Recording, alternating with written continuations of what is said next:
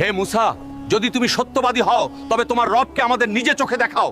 যতক্ষণ না আমরা আল্লাহকে পরিষ্কারভাবে দেখব, আমরা ঈমান আনবো না। এই শব্দগুলো ছিল বনি ইসরায়েলের সেই ৭০ জন সর্দারের, যাদেরকে মুসা নবী তুর পাহাড়ে আল্লাহর কাছে ক্ষমা চাওয়ার জন্য নিয়ে গিয়েছিলেন। এর আগে বনি ইসরায়েল সোনার একটি গরু তৈরি করে তার ইবাদত শুরু করেছিল। এই কারণে আল্লাহ তাদের ওপর অনেক অসন্তুষ্ট হন এবং তাদের তওবা করার নির্দেশ দেন। এরপর মুসা নবী তার কওমের ৭০ জন সর্দারকে বললেন, চলো তুর পাহাড়ে গিয়ে আল্লাহর কাছে ক্ষমা চাই। যখন তারা সবাই সেখানে পৌঁছালেন, তখন হঠাৎ তাদের মুখ থেকে অত্যন্ত ধৃষ্টতাপূর্ণ কথা বেরিয়ে এলো। তারা উচ্চস্বরে বলল, হে মুসা, যদি তুমি সত্যবাদী হও তবে তোমার রবকে আমাদের নিজের চোখে দেখাও। যতক্ষণ না আমরা আল্লাহকে পরিষ্কারভাবে দেখব, আমরা ঈমান আনব না। তখন হঠাৎ আকাশে কালো মেঘ ছেয়ে গেল, তীব্র বজ্রপাত হতে শুরু হলো। এরপর জমিন সজোরে কেঁপে উঠল এবং এক ভয়াবহ বিস্ফোরণ ঘটল। এই ঘটনাকেই কোরআনে রাজফা বলা হয়েছে। এক মুহূর্তের মধ্যে ৭০ জন সর্দারের প্রত্যেকেই মাটিতে লুটিয়ে পড়ল এবং কেউ চিৎকার করার সুযোগও পেল না। সবাই সেখানে ঝলসে গিয়ে